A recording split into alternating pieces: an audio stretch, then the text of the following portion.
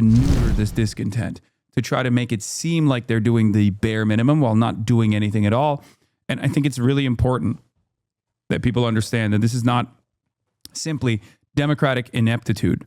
I don't believe it's Democratic ineptitude. I don't think this is incompetence. I think this is when Democrats are competent. They are competently appeasing. You will pet me, whether you like it or not. David, thank you so much for being on with us today.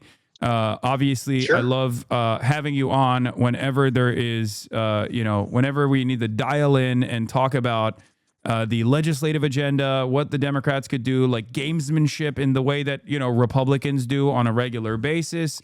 I feel like your outlet especially is one of the best at that. Whenever there is some legislative gamesmanship that could happen, I feel like you give out really good pointers on what the Democrats should be doing, but then they, of course, end up not following through and instead go to like the Center for American Progress or something, which is at this point basically regurgitating whatever, third way neoliberal messaging groups are telling the Democrats to do, which is always to stand back and concede and show their bellies.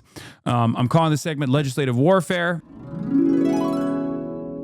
Thank you so much for coming on, David. Let's start very quickly. There is obviously a government shutdown that is imminent, potentially. Probably not going to happen. Democrats are threatening to shut down the government over DHS funding. Can you give us a little bit of details about this this first block that came through in the Senate, this massive funding bill with critical talks underway to avoid a government shutdown? So, going into this fight, we had a big shutdown in October, right? October 1st. It was 43 days long. Longest government shutdown in American history. Look at the nation's capital where a government shutdown is looming. To avoid that shutdown, Congress must pass a deal by October 1st. And if they don't, it could have significant implications nationwide. Hey, George, good morning to you. And the clock is ticking. We are now just 6 days out from a government shutdown. And this morning, the White House is telling federal agencies to prepare for furloughs and threatening mass firings if an agreement is not reached. You could very well end up with a closed country for a period of time. A lot of the things that Democrats fight for, which in many cases aren't very good things, will not be able to be paid. So we'll watch and see how they do with that. They'll have to handle their constituents. That ended in November, and they did basically a stopgap funding until January 30th. So tomorrow, that's when that funding runs out. And in the lead up to this, Democrats were pretty adamant that they were not going to let the government shut down. We're not doing the same thing we did last time. We're not going to let the government shut down.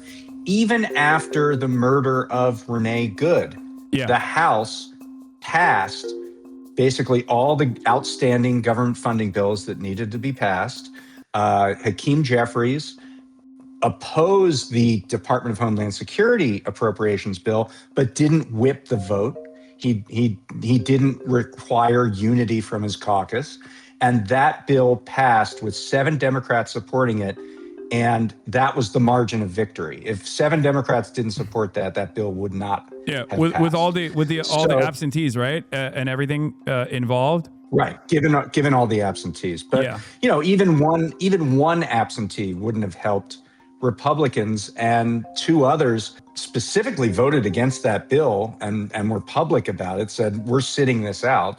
And another one was never there that entire day. It wasn't even in the city. So that there would have needed to be serious arm twisting in order for that bill to pass. Yeah. But instead of requiring unity, Jeffries allowed that vote to go forward without whipping it. So everyone expected coming into, Saturday, a week ago. Really quickly, sorry to cut you off, but would you say that there was whipping involved? Do you think that this was actually a moment of not incompetence necessarily, but actually competence? Because I'm beginning to I have this attitude where I know what you're getting at. Because you got Marie Concentration Camp Perez, who was one of the spoilers, the Problem Solvers Caucus, right? These people who are a part of what we now know as the rotating villain, right? The rotating villain structure in the Democratic Party. And I do feel like it's not a matter of incompetence necessarily, but it's actually Hakeem Jeffries whipping the votes in favor of the Republican agenda. Do you think that that's an inadequate assessment? I mean, whether he's doing it consciously or unconsciously, if he says, I'm not whipping the vote in the traditional sense that we know it, which is I'm not requiring unity on this vote, he's saying we kind of don't care if it passes. We're fine with it passing. Yeah. So you don't have to be conspiratorial to say that if you're not whipping the vote, you're not requiring a certain unity on the vote. You're okay with it passing, and indeed, that's exactly what happened. So what happened was the House, they basically passed 6 different funding bills. It's a long, wonky story, but basically every year the government is funded through 12 funding bills. 6 have already passed. There's 6 outstanding.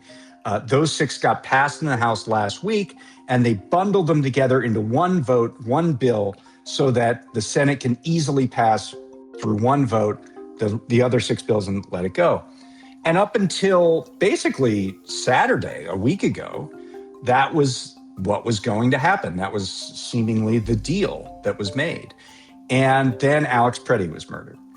And Democrats realized it was sort of untenable, just impossible to agree to fund this agency that is shooting down people in the streets.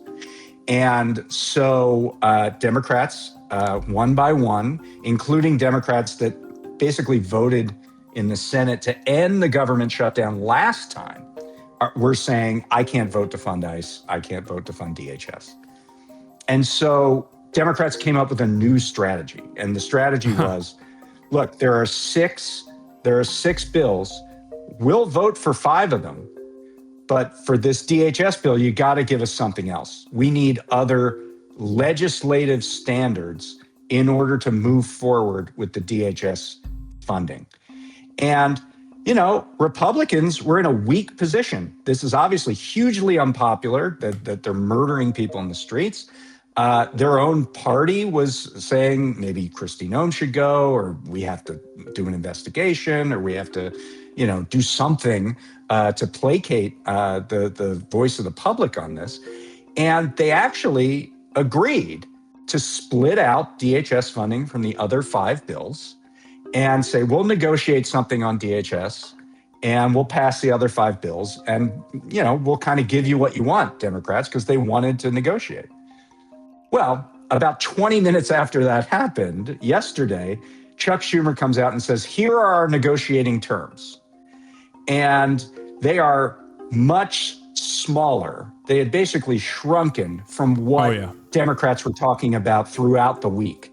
You know, Democrats had a long list of demands, and Schumer basically condensed them into 3 smaller demands. Now, they would do something, but it's probably much less than advertised. And so now we're in a position, right now they're arguing over, you know, how long they're going to do some stopgap funding for DHS. And the question is, how long is that going to last? 1 week, 2 weeks, 3 weeks, whatever. But that'll happen. They'll pass the other 5 bills. There'll be a small government shutdown basically until Monday, until the House can take care of whatever the Senate does. But then there'll be this debate over what are we going to do about DHS. And Schumer basically pre-compromised his own position. That's shocking. I'm shocked. Right. Wait, concede ahead of time? Yeah. That's part of the deal, right? When you have when you have leverage or an upper hand in any sort of bargaining negotiation, you come to the table pre-cocked, preloaded with concessions, and then you don't even get those preloaded concessions at the end of the day. And you get just a fucking smaller roll over. version of that. Yeah. Right. And you know what I think a lot of us have been saying for years and years and years is what you really have to do is maximize your asks. Know that you're probably going to get less than what you asked for. Yeah. So what you end up getting is much bigger than if you sort of try to tailor your ask to here's exactly what I think Republicans are going to agree to, and then we'll get a little bit less than that. It's just and be unafraid to also lean into public sentiment, because there is broad public sentiment on this. At a time when poll after poll is showing that the plurality of American voters actually want ICE abolition, the fact that there have been so many, third way neoliberal pollsters and messaging groups that are circulating to Politico and many other outlets and circulating memos to all the establishment Democrats saying that like people want a reasonable approach to ICE. They just want reasonable, moderate resolutions here over and over again. I think it's for the reason why they're doing that is so that they are quick story on this at prospect.org. One of those memos came out from the Searchlight Institute, which is John one of Fetterman. these centrist organizations. Fetterman's former chief of staff is running that. And Adam Gentleson. But he had this guy, I believe his name is Blas Nunez Neto, write this very influential memo to Capitol Hill saying, we don't want to abolish ICE, we just want to reform ICE. Well, what we found out is that guy works for a corporate lobbying firm, like a shadow lobbying firm for companies that have immigration contracts. So of course he doesn't want to abolish ICE because his paymasters literally, give him money so that he can maximize their contractual arrangements. So that's what that's all about. Reminds me of another Democrat appointment. You might have heard of him. His name is Tom Homan, who after his stint in the Obama administration and the Trump administration, he turned around and made a lot of money apparently. Farming out private prison contracts to these immigration detention facilities. And if I recall correctly, a very, very good guy. He's a very good deal maker. I think Tim Walz and Jacob Fry both said that, he's better than Bovino, I guess. Honest he got actor, a fat $50K bag from the FBI, too. He's such a wheeler and dealer. He's such a good deal maker. And, these guys are directly making money off of this. Like, they're making money off of tying government contracts to, like, these for-profit prison systems that work for the immigration detention facilities. This organization I was talking about, it's called West Exec, this shadow lobbying firm, was founded by Tony Blinken. So I'm sure you would appreciate of course. That aspect of it. But anyway, so let's talk about what Schumer actually asked for here and why it's different than what we could do to rein in ICE and CBP, Customs and Border Patrol. So the three asks, he had three asks, Schumer did. One was, I want to end roving patrols and tighten up administrative warrants, tighten up these warrants that are only signed by Border Patrol when they want to go into somebody's house. So he wants to limit enforcement actions to sort of known targets and use local law enforcement in conjunction. Which is what they were asking for. There's JD Vance, Trump administration, like... Democrats have this unimaginable, this incredible tendency to take something that their opposition wants and then turn it around and make it seem as though this is a point we'll give them that. This is like they're making it seem like they have this is an oppositional thing that they're forcing ICE to do, including down to even the usage of body cameras, which is not an unpopular position at all amongst law enforcement at this point, even though it's presented as an oppositional thing. These guys are already using their cameras, right? Like Renee Good's assassin. He was like using his phone. He was filming the whole thing. So that's the second ask, which is they call it masks off, body cameras on, saying that no masks, you have to show ID, and you have to use body cameras at all times. They're already in the earlier bill that Hakeem Jeffries allowed through. They gave $20 million to buy more body cameras for ICE. And then the third thing that Schumer's asking for are standards on use of force that match those of law enforcement at the state and local level. So those are the three asks. As you just sort of intimated, Tom Homan is kind of already putting together some of these things in Minneapolis. He had a press conference today where he said that we're only going to target people. Actually, what he said was, and this is key, he said, well, we target only people with criminal charges. So like if you were charged with something and then let go, you're now on the list, which is a little bizarre. But he said it's going to be targeted. It's going to, not be roving patrols. It's going to be, more or less less disruptive to the public. There was a memo that came out from ICE yesterday that said, don't talk to agitators, is what they call them. Don't talk to protesters. Yeah. So a lot of the things that Schumer is asking for seemingly are the standards that ICE is moving towards to push this back into the shadows, get it off of TV, and not have these kinds of incidents. So, the standards have kind of always been there. The problem is that when they're violated, there's no enforcement of it whatsoever. Yeah. We still don't even know the name of Alex Preddy's killers. We don't know their names. Yeah. They've been on apparently paid leave ever since the incident. Another term for paid leave is vacation. That's what we're dealing with right now. And there's nothing in these asks from Schumer that would give any sense of accountability, force ICE or CBP to cooperate with investigations with the state of Minnesota, with the Hennepin County district attorney. None of that is in here. And they still are, by the way, obstructing those investigations. They are not sharing evidence in those particular cases. So and that's just the tip of the iceberg as far as, what's not in here. Oh, absolutely. So one of the things that I briefly touched on was the body camera situation, which is like participating in the mass surveillance initiatives that ICE is already engaging in when they literally personally are filming the protesters. Ken Klippenstein found out that there is massive databases now of what they consider to be domestic terrorists, at least 10,000 American citizens that are now in a database that is considered to be domestic terrorist list. And these are all people, ICE agents, unmasked and masked ICE agents will go up to people and film them and take photos of them and say, hey, you're on a database now, smile, right? They're very open about why they're doing this. So body cameras are obviously not going to change the game at all.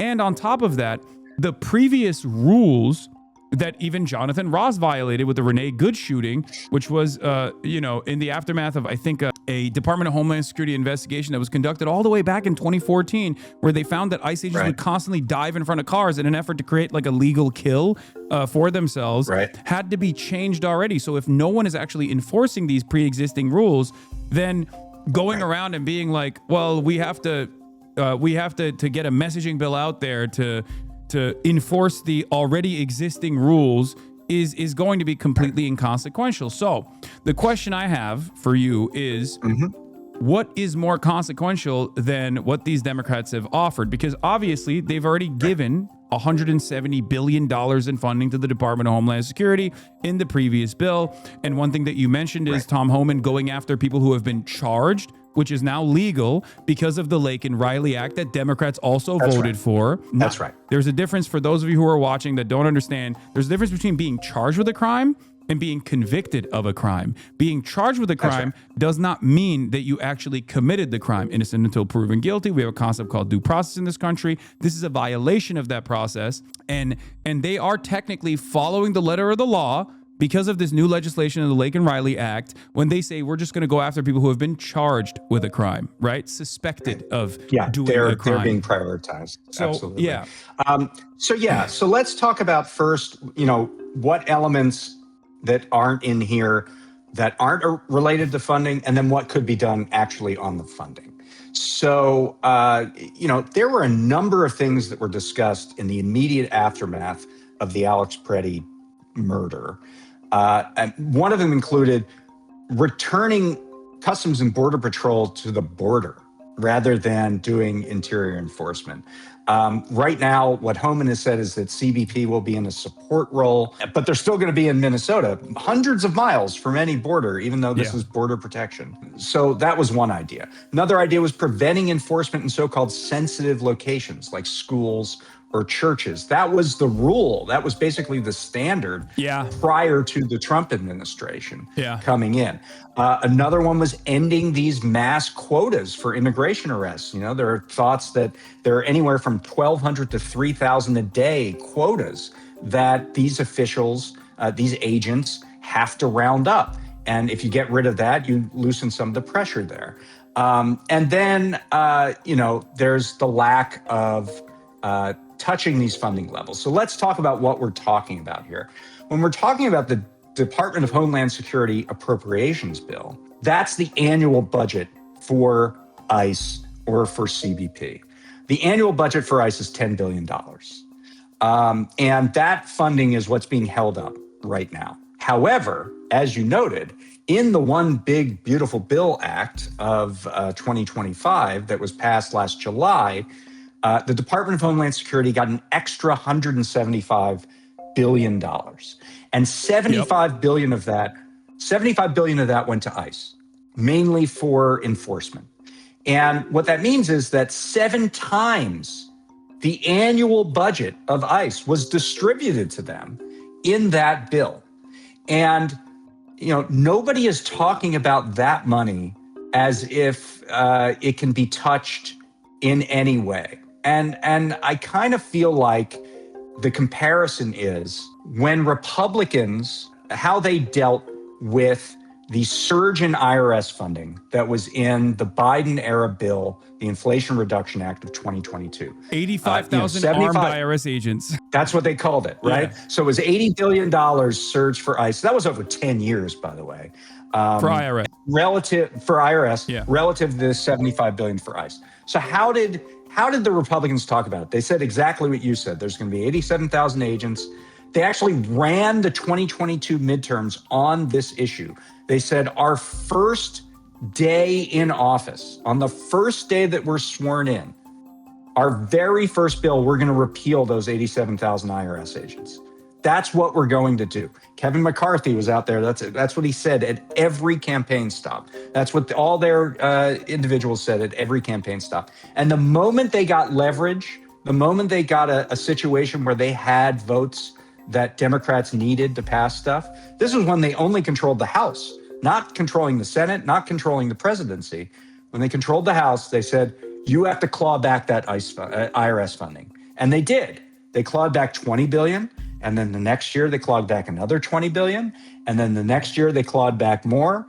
And even last week in this bill, this one of these appropriation bills, they clawed back another $11 billion in a bipartisan bill that Democrats voted for as well. So now of that $80 billion in IRS funding that was passed in 2022, you know how much is left? $10 billion. That's how much is left. And so Republicans see a thing that they see as a threat to their agenda. People might have to pay their taxes. Which, make no mistake, the $80 billion was actually so that the IRS could commit to going after some of the major corporations, because they simply don't have the budget to go after major corporations. So they keep their investigations to like small business owners and people who are beneath like the $10 million line, if we're going to use an arbitrary line here. And this was so that they could actually go after criminally pursue much larger tax cheats and tax evaders. And like the ICE surge, it was a surge of enforcement. It was about enforcement. Yeah. It was about enforcing the laws on the books so that people would pay what they legally owe. Yeah, and by the way, for deficit hawks, this would obviously be a tremendous boon, considering that you would be clawing back a lot of this taxable revenue from some of the major cheats. But of course, Republicans did the same thing that they always do. They propagandized. They made it seem like they were going to come after Tom, Dick, and Harry and seize their tractor or seize their trailer or seize their jet ski or something. And they terrify the Republicans into the Republican voters into this clawback. That's what they did. They said, we're going to defund the tax police. We're going to get rid of this money.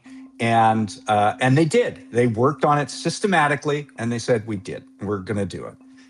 I have not seen anyone credibly say on the Democratic side, we need to roll back, claw back all of that money that was given to ICE that is responsible for these surges into American cities.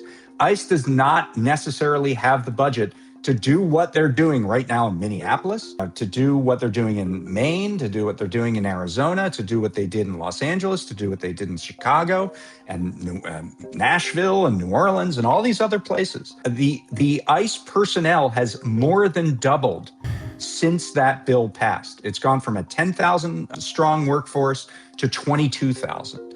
And that simply would not have been possible without this money. But there is nobody really on the Democratic side, certainly not to the level of how the Republicans talked about IRS funding, saying we need to claw back that money. And I'm not going to pass, whatever must pass bill has to pass until we claw back that money, because that's how the Republicans did it. Yep. And they were successful. Yep. So this is where the question arises, is this incompetence or actually competence in the direction of defending this agenda? Are the Democrats simply allowing this agenda to continue in terms of this Gestapo policing force, whether they recognize that this will inevitably harm them? They might get sicked on, in the midterms, they might station them outside of polling stations, right? In blue districts and blue neighborhoods. This is a very real thing that they're interested in doing. Are the Democrats aware of this and simply do not care? Are they engaging in appeasement towards this fascist administration, or are they oblivious to it? And that's the reason why they're not saying this. I don't think it's oblivioususness. I think that Democrats are much more than Republicans, always concerned about whether or not they, how any issue will be used against them.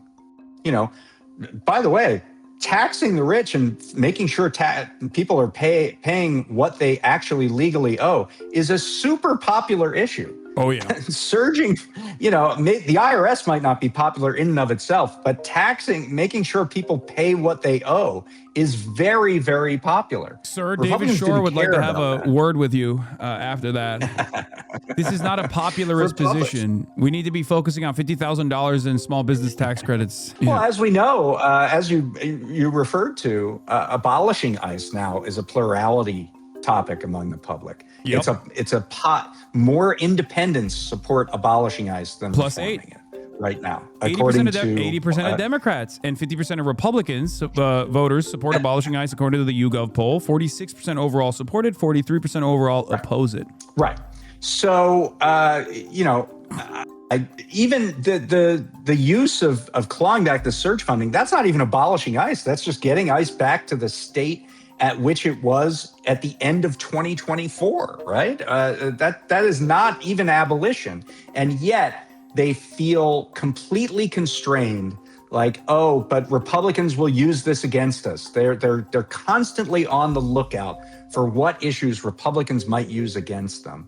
And it paralyzes them from listening to their base, from listening to the public.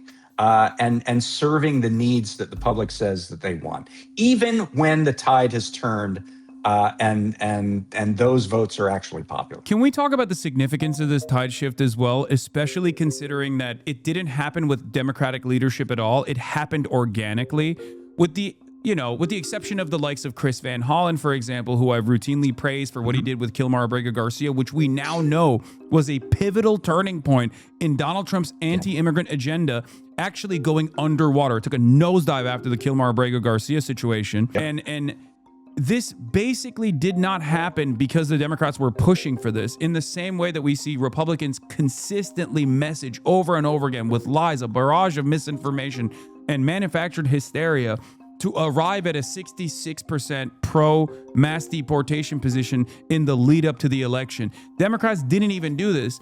So I don't even know what it would look like if the National Democratic Party was actively engaging in counter messaging, actively speaking about the humanity of migrants and our neighbors and how ruthless and how cruel this administration actually is, and then simultaneously standing firmly on a pro-ICE abolition position. I feel like the numbers would even swing further in the direction of ICE abolition, and so they're so afraid to demonstrate any sort of moral fortitude here, and they've consistently done this. That it leads me to believe that they are actually offering concessions because they kind of like that this is happening, and that they're going to continue funding ICE when they actually win back power. You make several really good points. First of all, the fact that speaking to the humanity of this situation makes it a popular issue, and what Van Hollen did in particular. I mean, I find astonishing. You mentioned the Center for American Progress before. They put out a giant, here's how we deal with immigration paper. This was July of last year, so after some of the things that happened with Kilmar. ICE is not mentioned in that paper at all, not a single time. That was the big immigration, here's what we do on immigration, Democratic Party document, and it doesn't even mention ICE. So you see the obliviousness here, and you see the lack of desire to talk about these issues in moral terms. So that's number one. Number two, you make the right point that this sentiment, public sentiment, was going down well before Renee Good, well before Alex Preddy. Yeah. It wasn't just triggered by that. Yes. That, brought the numbers down further, but it wasn't triggered by that. This was already very unpopular, as can be seen by people getting into the streets in huge numbers all over the country whenever this was coming to their communities, whether it was Minnesota, whether it was Los Angeles, whether it was Chicago, anywhere across the country. And so, I think that's a real problem for the sort of centrist faction of the party that thinks that Democrats have to run and hide from immigration. It's just a bad issue for them. They should just never talk about it. I think this clearly shows how wrong that was.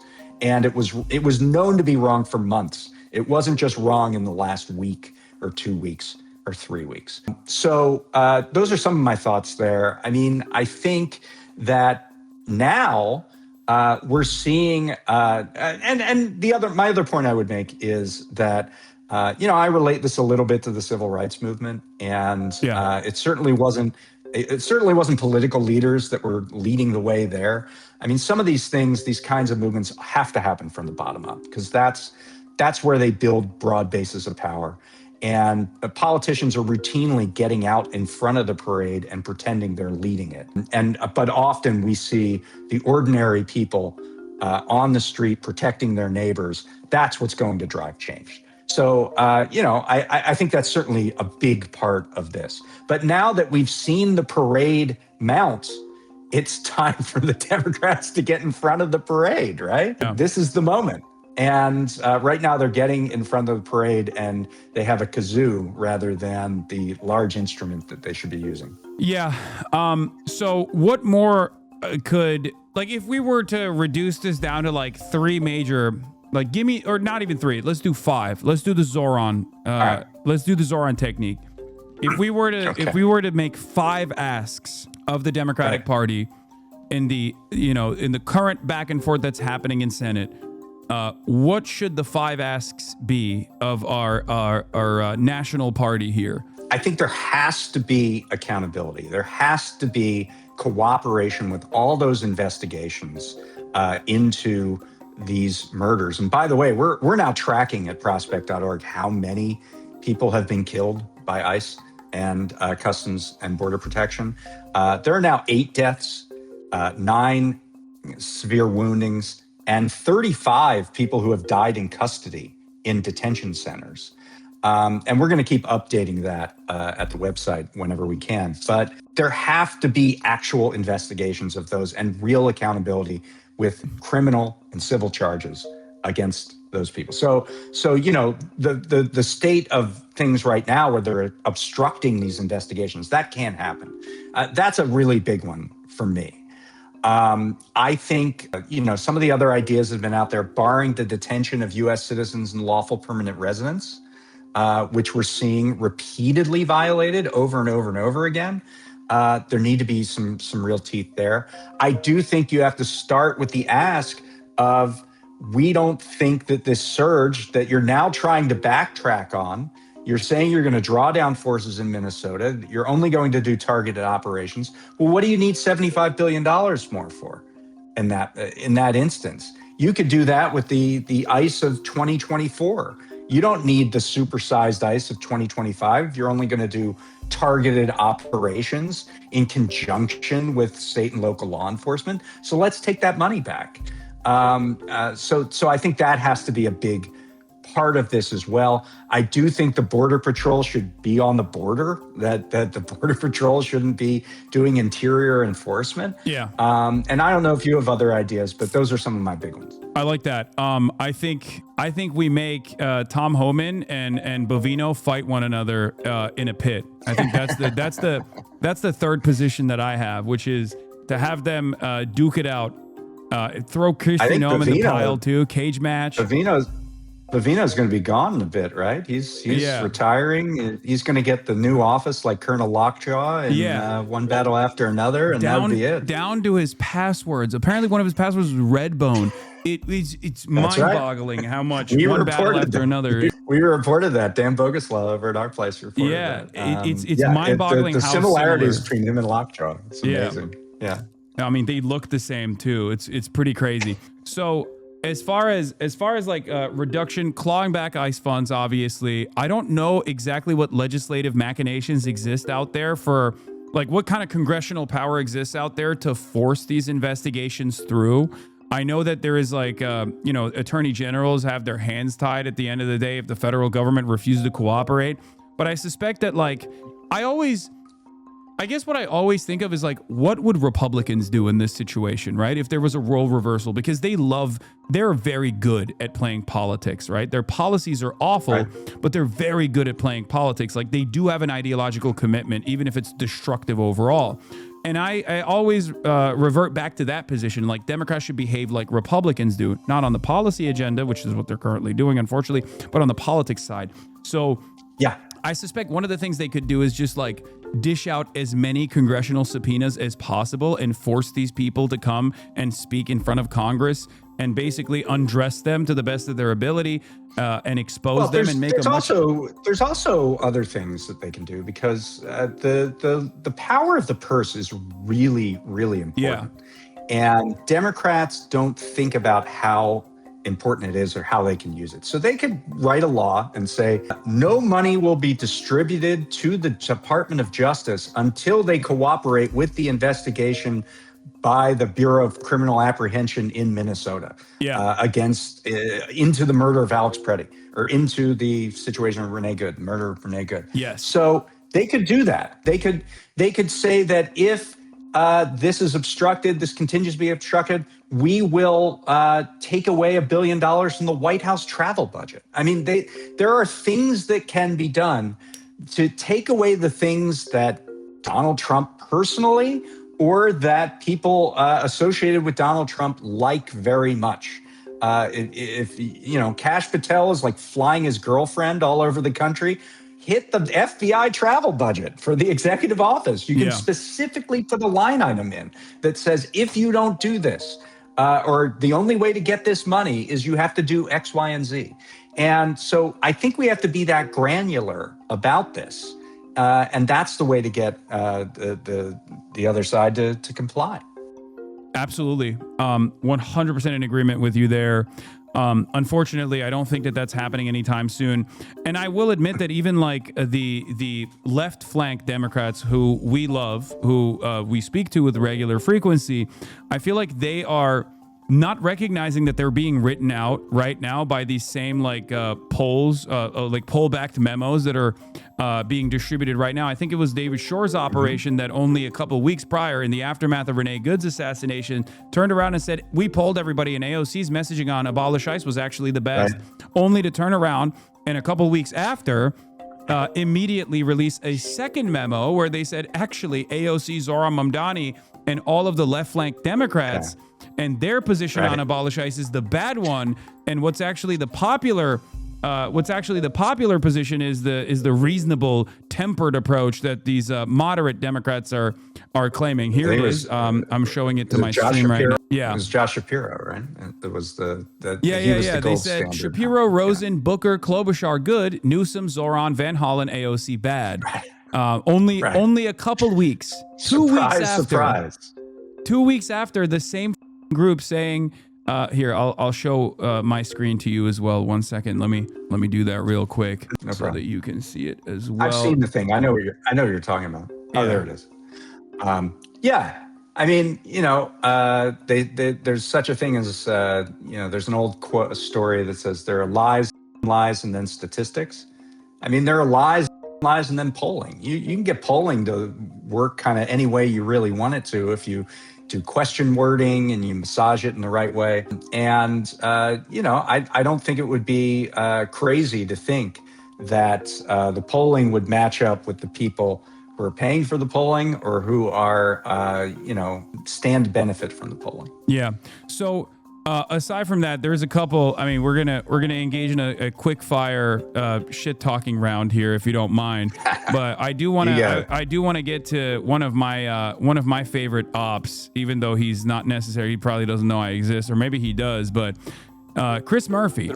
I feel like Chris Murphy has ambitions of higher office. That much is clear. He has actually positioned himself at first as one of these establishment Democrats that was, totally in favor of ICE, and he very famously, like a couple months into Trump's administration, when the ICE deportations had actually increased with an alarming rate, he came out and famously said, "Oh well, Joe Biden was actually deporting more people." And, he wasn't doing it while making a big show of it. He was more efficient at deporting all these, landscapers and construction workers and farmers, as though that's like a good thing, right? He was presenting that as a positive. And now he is one of the main messengers of this totally conciliatory approach to ICE that makes it seem like they're putting on a front or putting up a fight. Let's take a look at what he had to say, and I want to hear your commentary on this. The Department of Homeland Security is killing American citizens. You can hear it, right? It's terrorizing our communities to stop. And we have the power to do something about this in the Senate. As you know, Senate Democrats have said something simple. We're not going to fund the Department of Homeland Security unless there are serious and significant reforms. And so I want to talk to you for a second about A, how important this is, and B, what those reforms should look like. This is important because this is an agency that is just out of control, that is showing contempt for the law, and every single day is lying about what they're doing. The whole country is demanding that the Department of Homeland Security stop terrorizing communities, and they are aghast that the administration is lying every single day, calling, for instance, Alex Preddy, the young man that they murdered, a domestic terrorist when he was just exercising his First Amendment rights. The way forward is for Democrats to say simply, we're not voting to provide funding, a blank check to an agency that's out of control. We want reforms, is what he's about to say. Except the problem is they already wrote off a blank check. Here's three key things that these Democrats or helped in the Congress, right? Number one, the Lake and Riley Act, which gave ICE, Department of Homeland Security in general, the allowance to go after people who were charged with a crime, not actually people who are convicted of a crime, but simply charged, right? Or committed. Like the claim that you committed a crime, it's over, you're getting deported, right? That's number one. Number two, the messaging bill thanking ICE, which I thought was insane. There was like a messaging bill, right? If I'm not mistaken, where they were like, we love our law enforcement, we love ICE. And last but not least, they of course the $170 billion Department of Homeland Security funding without making a big. I don't think any Democrat was on that bill. Okay, well, regardless, they have not. To be clear. Yeah, okay, well, they have not clawed back the funding that previously was given to them. So obviously, in this circumstance, any moment that they're not making a bigger fuss about that in particular and creating the reasonable grounds to inevitably strike back on that funding and to claw back on that funding in general is basically saying you're in favor of this. I'll say one thing slightly before I want to hear what the rest of what he says, but I'll say one thing slightly in favor of in defense of Murphy is that he was saying this well before the murder of Renee Good and well before the murder of Alex Preddy. He was actually the only Democrat who was saying, how are we funding ICE right now when they're engaging in these terror campaigns in places like Minnesota? He was like kind of the only guy doing that. And then the rest of the party came to him rather than him going back to the rest of the party. But let's keep playing it. We want reforms. And so let me talk to you for a second about what I think these reforms should look like. First, these roving patrols, this show your papers, Department of Homeland Security, it's dangerous. And so we need to have warrants for arrests. Make sure that they're targeting individual immigrants instead of just wandering through communities with guns on their hips asking for people to show their identification. Second, no more secret police. These officers should be wearing identification. They should have body cams. There's got to be accountability for what they are doing. That's what happens with local police. That's what should happen with our federal immigration enforcement officials. Third, we need an investigation of what happened with these shootings, and it's got to be a real independent investigation, likely a state-based investigation. Fourth, no more mission creep. The Border Patrol is not trained to be in our cities. Let's make sure that the people in the Department of Homeland Security are actually doing the jobs that they were trained to do. And then lastly, let's keep DHS out of really sensitive locations like schools or churches. I think that's something that we can all agree on. But the bottom line here is that it makes no sense to provide DHS with additional funding unless we get these reforms. So I hate this message because if this is the boldest we're gonna get, and if this is basically like communicating the desire of the national party, which Chris Murphy is doing that, right? Like this is supposed to be the reasonable center-left position. Let's just say, Schumer looked at that and said, okay, we'll do 1 and 2. And then we'll throw away 3, 4, and 5. And even even 1, 5 is not enough. And even 1, 2, 3, 4, and 5 was not enough. Right. But Schumer's isn't even that expansive, right? So I mean, it's kind of crazy that everybody was kind of out freelancing, throwing a bunch of ideas at the wall, and then Schumer put all of these ideas together into this mush. That is really really low in terms of, very narrow in terms of what people are saying. I got a thing from the Congressional Hispanic Caucus, and that had like 25 ideas, including cutting funding from the One Big Beautiful Bill Act. Yeah, cutting that ICE, the $170 billion. So nobody seems to know what the other side is doing. They're putting out these different demands, and then Schumer doesn't unify the caucus, but or maybe unified the Senate Democrats, but he certainly didn't talk to the other side. And so you get this incoherence to it that I think is also a problem. Yeah, and one of the things that I fear the most is. But tell me what do you hate about Murphy's messaging? Oh, perfect. Tell me okay, this part is the part that I despise the most. DHS with additional funding unless we get these reforms. I don't think there should be any conversation about additional funding to the Department of Homeland Security when they've already gotten $170 billion in secret money funding already. Every conversation should be centered around the fact that we gave $170 billion to the Department of Homeland Security and that we should be clawing that back. There should be no conversation about like reforms for additional funds. The conversation is in my opinion, that's a non-starter.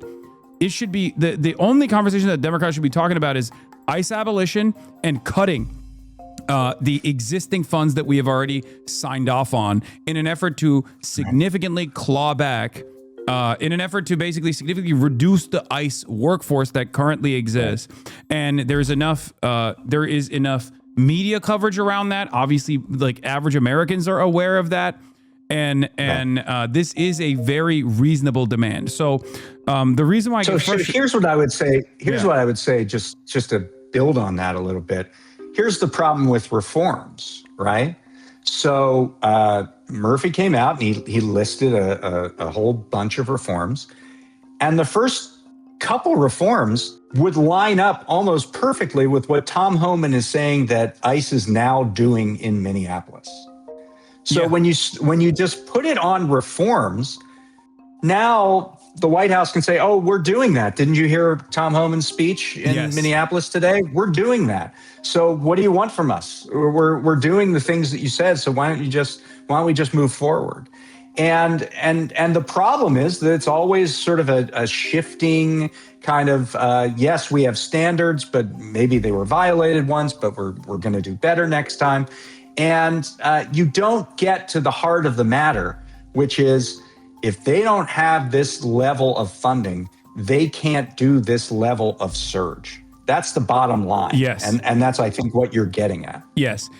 And my problem is, once again, Democrats actually openly, in my opinion, openly admitting that they care more about the form rather than the function, right?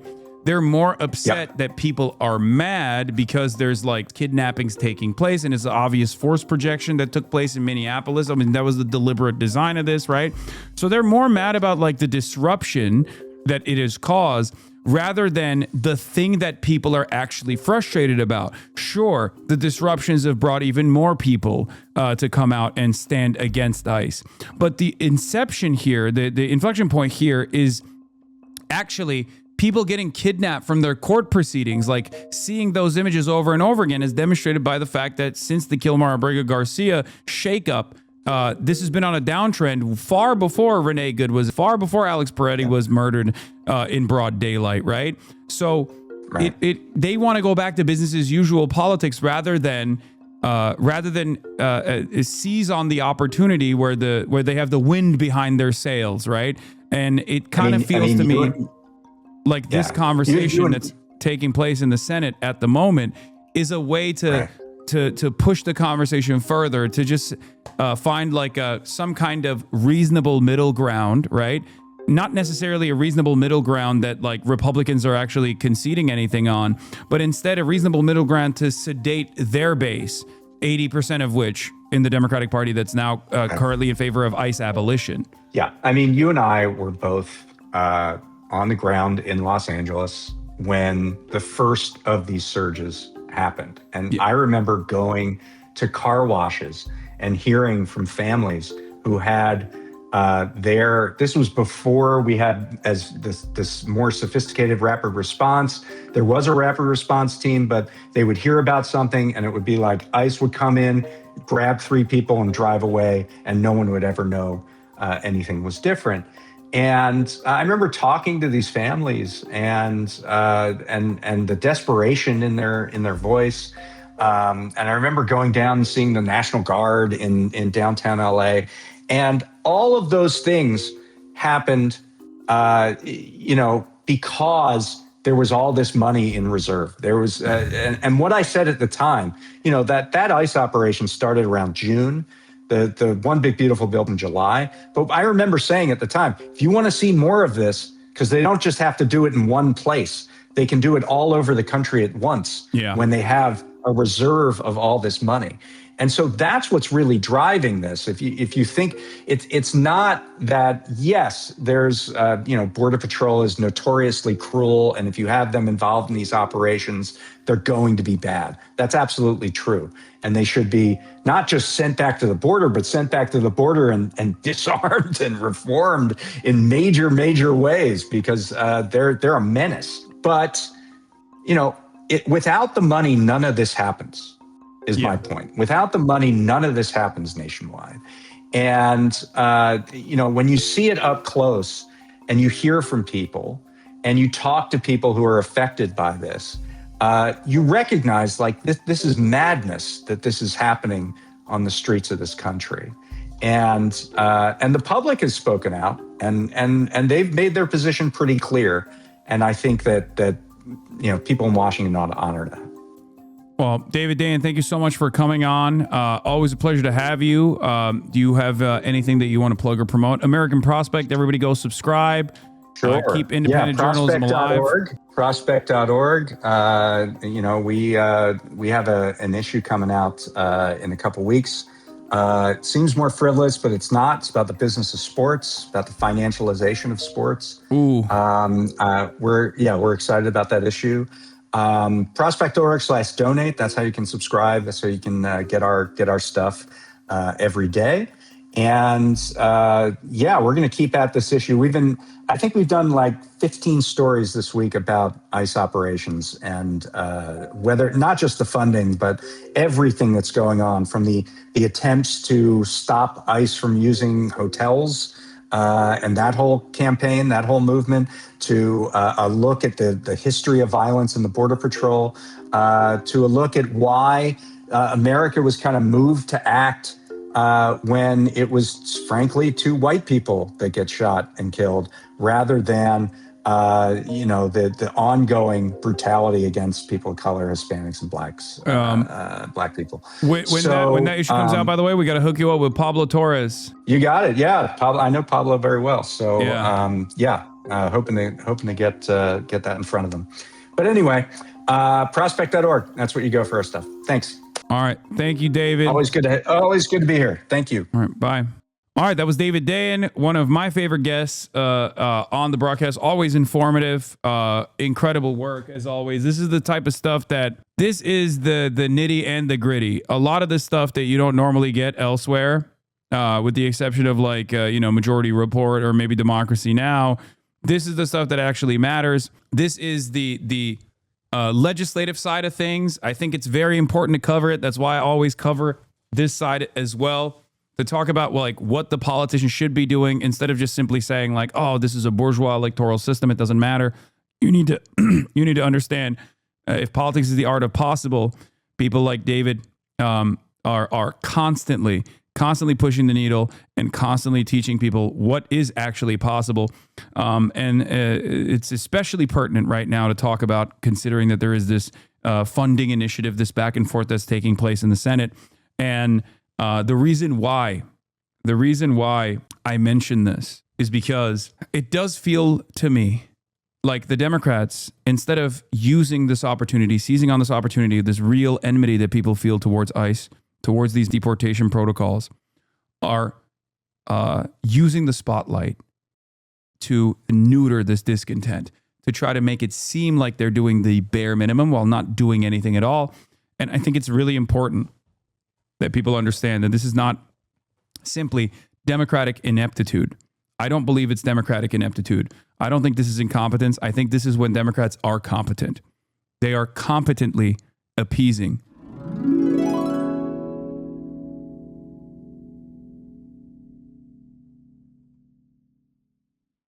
You will pet me, whether you like it or not.